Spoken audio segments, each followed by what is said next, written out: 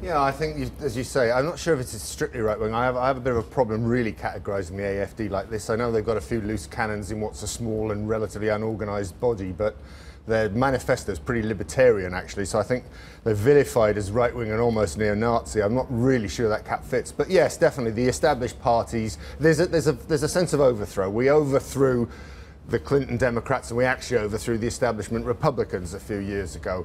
Britain has split. We effectively need 3 new parties in Britain because the old whips don't mean anything given where the actual schisms in the parliamentary system are. And I think we've seen this for the past 30, 40 years.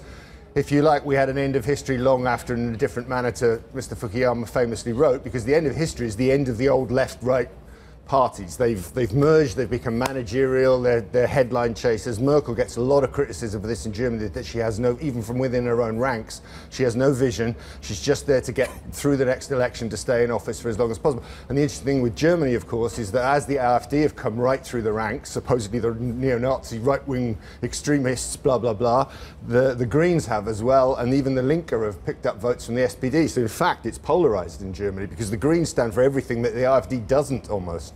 So Sean, market reaction. Typically, if you looked at, say, another country away from Germany, had sort of uncertainty around the government, had a fall in the currency as a result, that should be positive for the stock market, particularly for a big exporting country like Germany.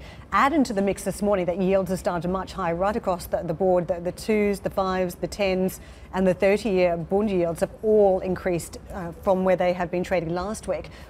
How do you piece this together and what the overall market reaction should be for Germany?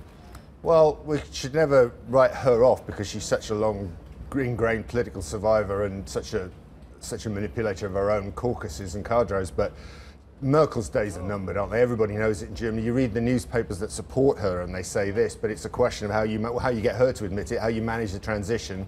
And as we know in Germany, of course, there's an uneasy coalition which loses ground every time somebody gets a chance to say something about it, like this weekend.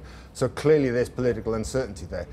I guess the one advantage is that in the parts of the system where the AfD is, and don't forget the AfD is vilified completely by the media, it gets almost no coverage and certainly no positive coverage across the whole spectrum of German media, and yet the people have begun to look at them and support them. Ordinary, respectable people. It's not skinheads in some East Germany post-industrial hellhole, it's across the whole of Germany.